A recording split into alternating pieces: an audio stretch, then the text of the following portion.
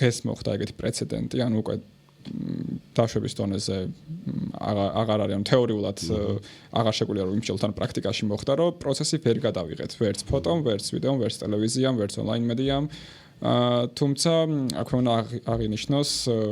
ალბათ ისევ და ისევ ჩვენი მუშაობის ონლაინ მედიის მუშაობის პრინციპი, რომ დღეს გამოკითხული მაგალითად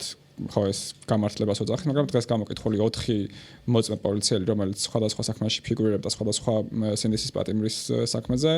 აქამდე გადაღებული ყავდა, რაც ძალიან მნიშვნელოვანი დეტალია ჩემი აზრით, იმიტომ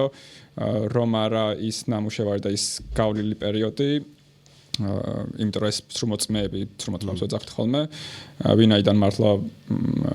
არაფერი არ არის თუ არა სრუმოწმე ფაქტებზე რომ ვერ ასვამს ერთმანეთს ვარაუდითაც კი ეს ადამიანები სხვა საქმეებში ფიგურირებდნენ და სხვა საქმეებიდან ჰქონდა მათი ფოტოები იმ დროს როცა ჯერ არ იყო ეს ახალი კანონი დაინიცირებულიც